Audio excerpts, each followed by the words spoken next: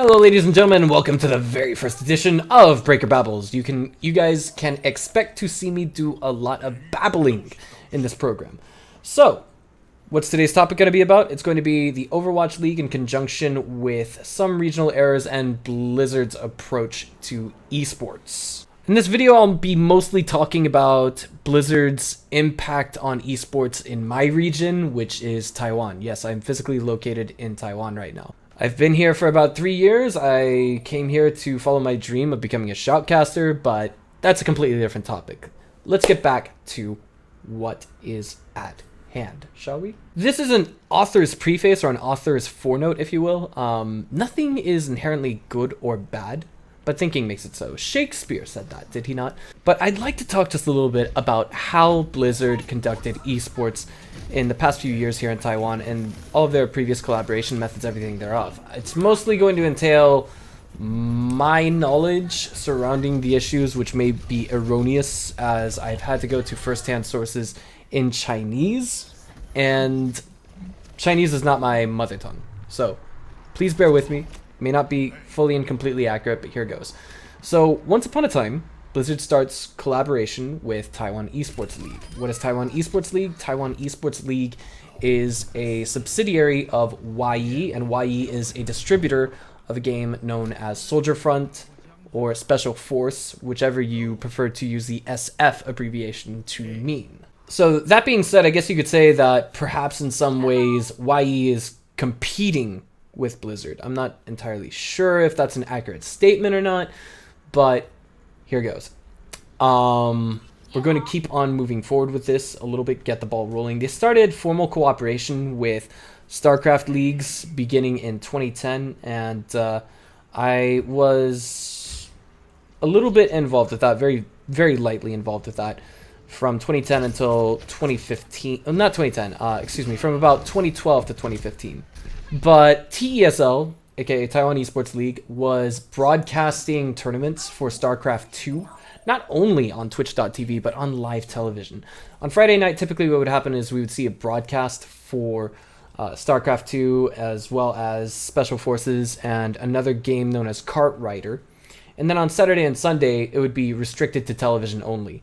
But with the knowledge that I have of Friday night broadcasts, this was back in 2012, we would see as many as 15,000 people tuning in just for StarCraft. If you compare that to the 125,000 viewers for NASL about 6 months previously, then the viewership ratio for people living in Taiwan is about double that of the average North American, of the average North American tournament organizer. In other words, if there was one person watching a StarCraft 2 tournament in all of the continental North America, we're talking about Canada, Mexico, and the United States put together. How could I forget about that? Then you're talking about one person watching a tournament organizer stream there. You're talking about two people watching a tournament organizer stream in Taiwan, or at least Taiwan Esports League more specifically.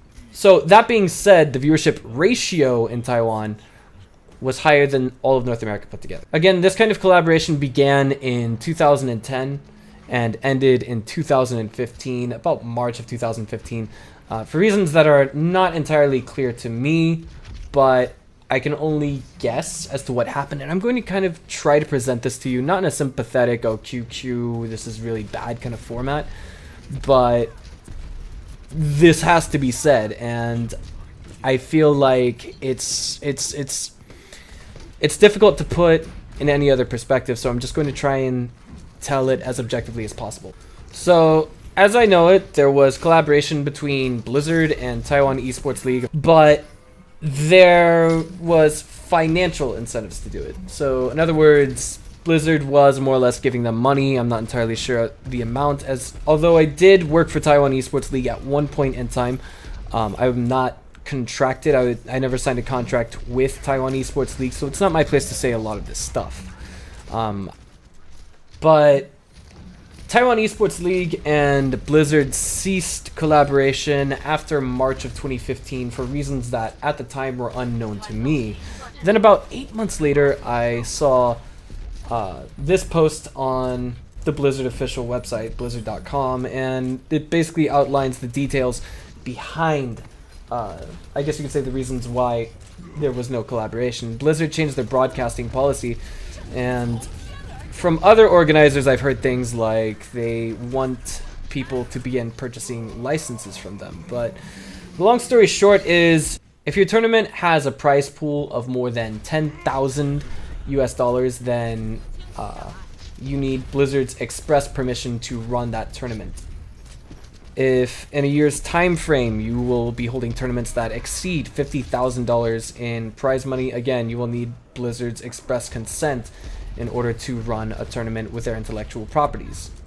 And last but not least, if you are going to be running a tournament, you cannot broadcast it on television without Blizzard's express permission. In the long haul, I could see this benefiting North America quite a bit, but at the same time, I just want to take things back to how that affects the scene here in Taiwan. Okay, so assuming that there was no broadcast license purchased by TESL from 2010 to 2014, then that was actually relatively good for the scene.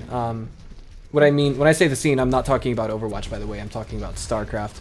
So I want to go ahead and bring things back to something that I feel is comparable.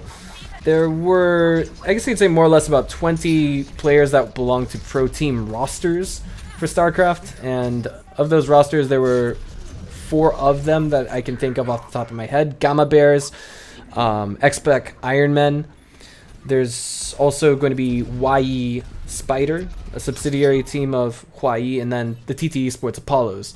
I just posted the question rather to a very large Facebook group based in Taiwan that I belong to, and hopefully I'll have an answer by the end of this video that I can post. If not, I'll post an Imgur link in the description below this video. But my own opinion is that esports for Overwatch in Taiwan could be much, much, much bigger if there were a lot more lax regulations with the game and running tournaments for it. Back in my day, and I feel kind of bad for saying this as I'm only 27 years old, we would call this free advertising, more or less. But when tournament organizers are more or less forced to fork over cash to purchase a license to broadcast a tournament that has a prize pool greater than 10,000 US dollars, it feels a little bit damaging to the organization itself, because that may present an unprecedented fee that they simply may not be able to afford. So there's another tournament organizer that I was talking with, and they said that they were, I'm not going to announce the sum of money, but they were charged enough money to where it would cost about 10, maybe 15 people a monthly salary if they were to pool all that money together. That being said, in my region, purchasing a license isn't cheap.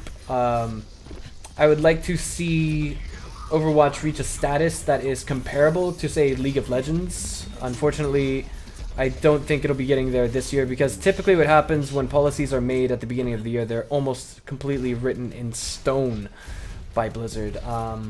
So that being said, we can only look forward and hope that something is going to change in 2018, and hopefully regulations will relax. And I'm also curious to hear about your thoughts on how things are going in the near future. More specifically, I want to know if it's good or bad in your own region. Could it be better is actually a more accurate question to ask. So that being said, I think I've said just about everything that I want to say here. Hopefully I'll have the information that I want to show you guys at the end of this video, and hopefully you guys enjoyed. Feedback is highly appreciated for this video. Please let me know what you guys think in the comments below. Sorry guys, there's a few pieces that I left out about this. This is kind of bad for the players in my region, because then they have less tournaments to play in. Players that don't have a tournament to compete in, simply they have no career. It's over. It's done for. That's already happened with StarCraft, more or less. Assuming that, if we were to assume that, say, Blizzard wanted TESL to purchase a broadcasting license and then TESL refused or simply said, hey, that's not in our budget, then it more or less ended the careers of 12 professional players that I know.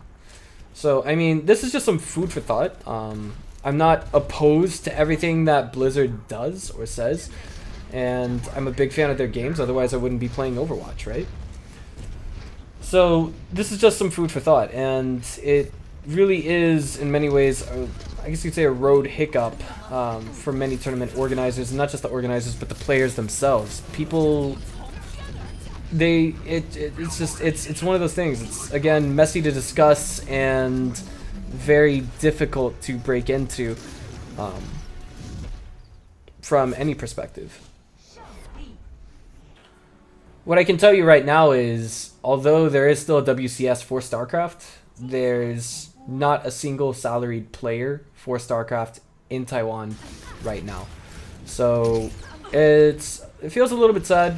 It's not all doom and gloom, but on the whole, if that was how everything went, then it's just not pretty. It really isn't. So that's it for BreAKer Babbles this edition. I'll see you guys next time. P.S. Here's that reply I got from the Facebook group earlier. Highlighted in black, you see a reply that says, essentially, AHQ is the only salaried team in all of Taiwan, or at least signed team in all of Taiwan that is pro grade.